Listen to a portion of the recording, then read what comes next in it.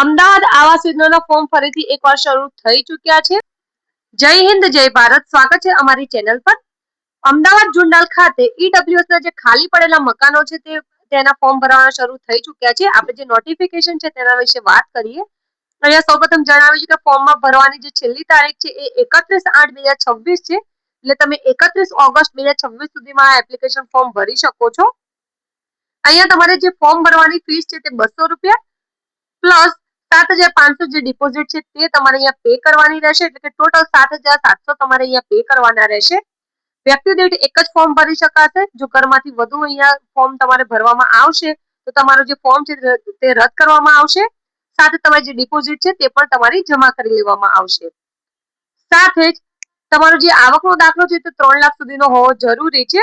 અહીંયા ખાસ જણાવવામાં આવ્યું છે કે તમારે જે સ્વઘોષણા પત્ર છે તેને તમારે અહીંયા એફિડેવિટ કરાવીને અપલોડ કરવાનું રહેશે. જેમાં લખેલું છે કે તમારા કોઈ પણ કુટુંબમાં કોઈ પણ વ્યક્તિના નામે અહીંયા તમારું જે મકાન છે તે હશે નહીં. જો આ રીતની કોઈ ખોટી માહિતી નીકળશે તો તમારી જે ડિપોઝિટ છે તે જપ્ત કરી લેવામાં આવશે. એપ્લિકેશન તમારે અહીંયા લાસ્ટ ડેટ રહેશે 31/8/2026. અહીંયા તમને કયા ફ્લોર ઉપર કેટલા અહીંયા યુનિટ્સ ખાલી છે, કયા મકાનો માટે તમારે ફોર્મ ભરવાનું છે તેનું લિસ્ટ આપેલું છે. ટોટલ 1 થી 6 ફ્લોર સુધીના અહીંયા મકાનો છે. ટોટલ 95 મકાન માટે આ એપ્લિકેશન ફોર્મ સ્ટાર્ટ થયા છે. જો તમારો નંબર અહીંયા ડ્રોમાં લાગે છે તો કેટલા પૈસા તમારે કેટલા હપ્તામાં અહીંયા ચૂકવવાના છે તે લિસ્ટ આપેલું છે. અરજી સમયે તમારે 7,500. પ્રથમ હપ્તો તમારે 2 મહિનામાં 55,500 આપવાનો છે. સેકન્ડ હપ્તો છે જે તમારે અહીંયા 57,000 નો રહેશે. ચોથો હપ્તો છે તમારે અહીંયા જે 85,000 નો રહેશે. જ્યારે પાંચમો હપ્તો છે જે 85,000 રહેશે. આ રીતે ટોટલ તમારે 7 હપ્તા સુધી તમારે અહીંયા 6 હપ્તા સુધી તમારે 85,000 આપવાના રહેશે. અને જે સાતમો હપ્તો છે તે 90,000 નો રહેશે.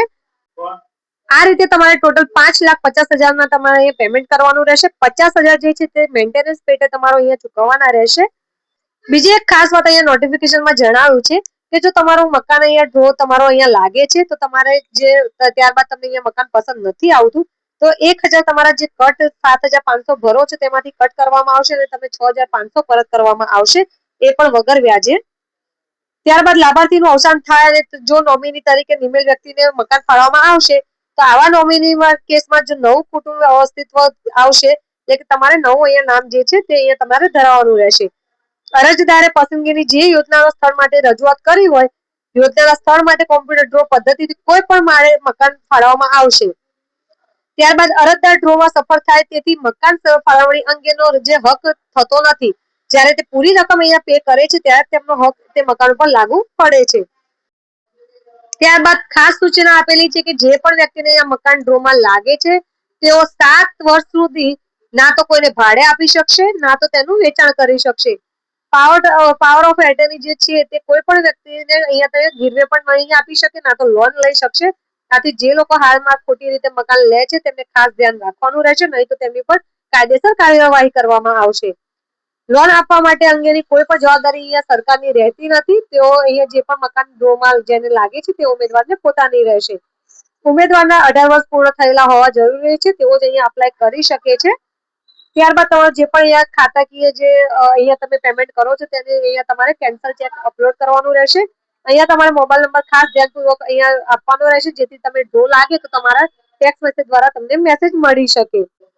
આ સ્વઘોષણા પત્ર છે જેને તમારે અપલોડ કરવાનું છે ડોક્યુમેન્ટ્સમાં આપણે આધાર કાર્ડ, સ્વઘોષણા પત્ર, જાતિનો દાખલો, કાસ્ટ સર્ટિફિકેટ, આવકનો દાખલો અને તમારો રેશન કાર્ડ અને પાન કાર્ડ અથવા ચૂંટણી કાર્ડ અહીંયા તમારે અપલોડ કરવાનું રહેશે. સાથે જ આપણે આ સ્વઘોષણા પત્ર જે સેલ્ફ ડિક્લેરેશન કહેવાય અહીંયા જણાવ્યું છે કે ₹50 સ્ટેમ્પ પેપર પર તમારે નોટરાઇઝ કરવાનું રહેશે તો જ તમારું આમ માન્ય ગણાશે.